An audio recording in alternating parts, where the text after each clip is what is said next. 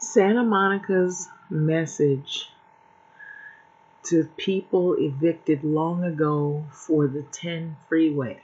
And so this is more of something that happened in the past, but we're seeing a repeat of that even now today. And so there's been multiple evictions during the pandemic, at the start of the pandemic and during the pandemic, and even now there have been evictions, unfortunately. And the sad part about it is a lot of the people that have been evicted have been people of color, African American, Hispanic people, who they might have been greatly impacted, or more than likely were greatly impacted by this 2020, the lockdowns. They either had a shortage of hours, a shortage in pay because maybe they lost their job because their job had to close permanently because of the pandemic. And so that's where we are at now. But if we go back and look at what has happened before, there was something that happened here in LA County. And this is by Liam Dillon, and this is December 26th. And so you see this person pictured here, her name is Nichelle Monroe. She's actually standing near a place where her family once owned property. This was before it was taken to build the Interstate 10 in Santa Monica, so the freeway. So there was once actions that were taken that displaced people so that they could build freeways. So Nichelle Monroe ties to Santa Monica run deep. Her great uncle is said to have been the first black baby born there more than a century ago. So apartments and other buildings in the beachfront city were designed by her architecture grandfather, Vernon Brunson. So this is historical. So Monroe remembers when her grandparents would drive her by the intersection of 20th Street and Michigan Avenue and point up at the alleyway to where their duplex used to be. So in that spot today looms the 10 freeway, which cut through Santa Monica's Pico neighborhood.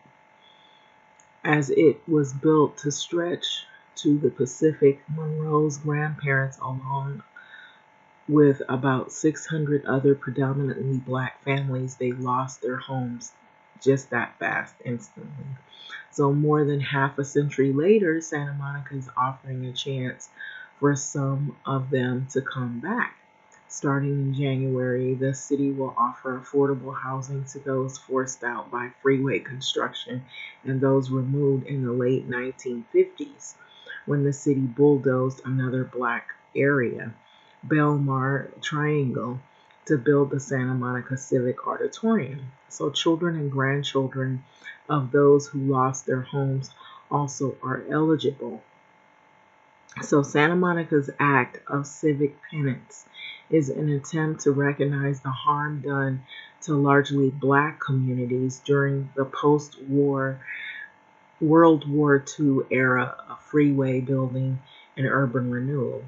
So the program is part of a nationwide movement to compensate residents from racist harms related to housing and property. So the efforts gained momentum after the murder of George Floyd in spring of 2020. So in September, California Governor Gavin Newsom signed a law that authorized the return of shorefront land known as the Bruce's Beach to the descendants of the black couple who were run out of the Manhattan Beach nearly a century ago. So earlier this year, Evanston III became the nation's first city to create an explicit reparations program providing black residents who faced housing discrimination through much of the 20th century or their descendants money for down payments on home or home repair. And so for Monroe, the building of the freeway left a family wound that has never fully healed. So if you had something that you lost it due to an eminent domain, due to the racism, you're thinking about it and it affects your every move thereafter, said Monroe. So who lives in a one-bedroom duplex in Alhambra, it's almost like PTSD. So it affects how you think of yourself in society and what you believe is possible in that society. So nationwide, more than 1 million people lost their homes in just the first 2 decades in the interstate construction alone. So early on, highway planners targeted many black neighborhoods specifically where the destruction and displaced families often receive little compensation. And so the legacy of those decisions remains in tourist friendly Santa Monica. Fewer black people live in the city today than 1960. So before the freeway was even built, it was primarily a black neighborhood. So those pushed out say that people they meet often are surprised to hear Santa Monica used to have a robust black community.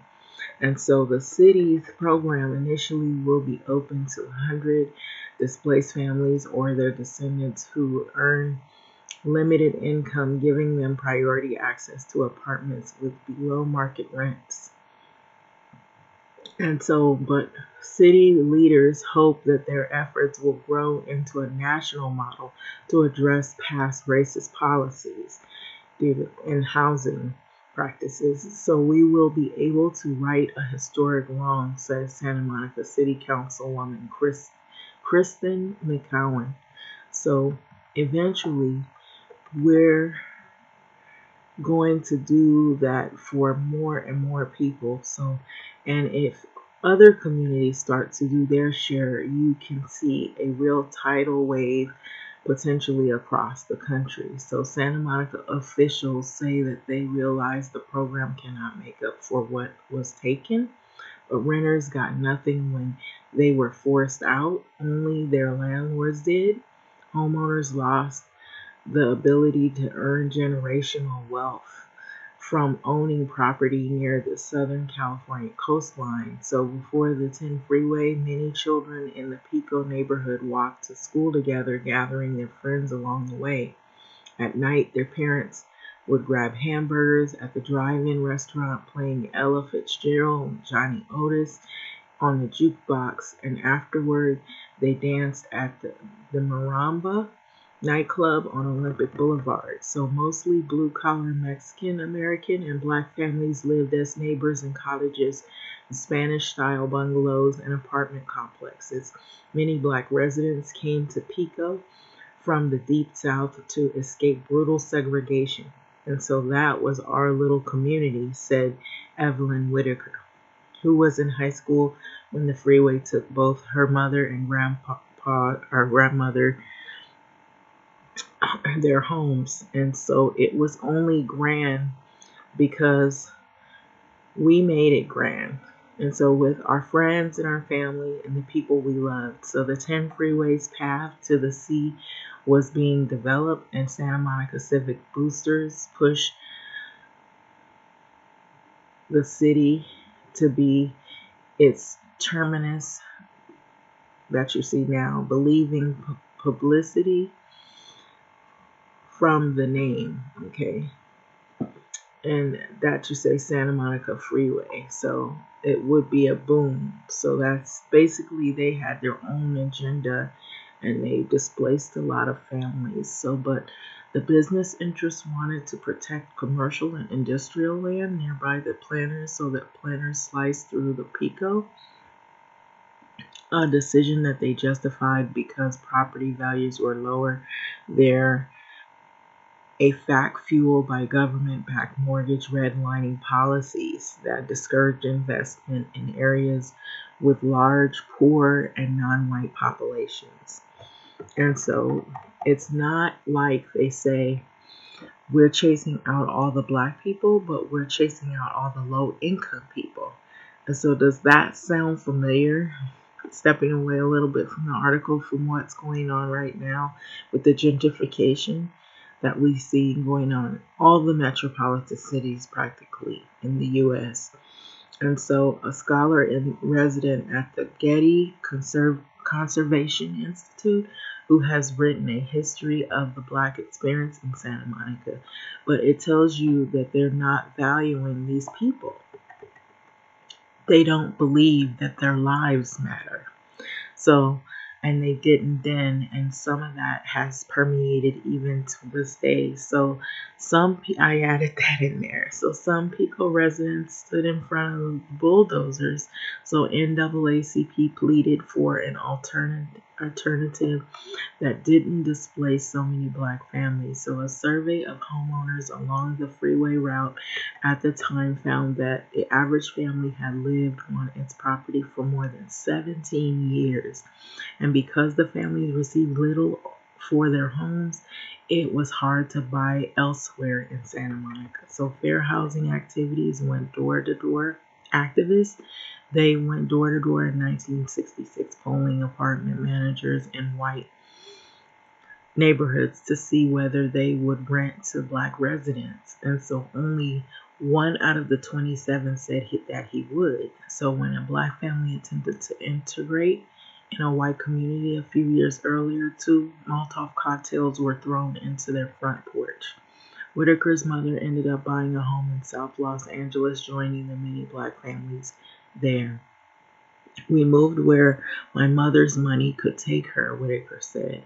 So Whitaker owns a home in Baldwin Hills and won't return to Santa Monica under the new housing program. So a lot of loans were made. A lot of people don't want that, will see that as troubling because it's a negative past. They will rather stay where they're at now because they remade their life again. And so, but she often thinks about how much a difference owning land in an affluent city would have meant for her family, even to this day, if they had allowed them to stay in those homes.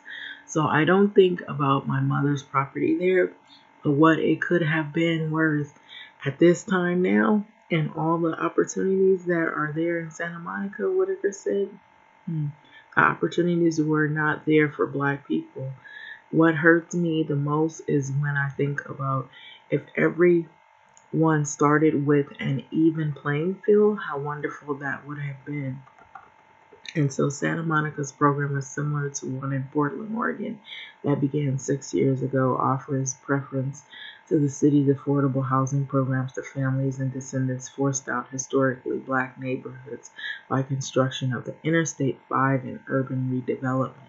And so, through redlining, exclusionary zoning, racially restrictive covenants, and displacement caused by freeways redevelopment, nearly every urban area in the country prevented black families from accessing the same wealth and opportunity available to white residents and their children, said Cheryl Cashin, a law professor that is at Georgetown University and author of White Space, Black Hood, Opportunity Hoarding, and Segregation in the Age of Inequality.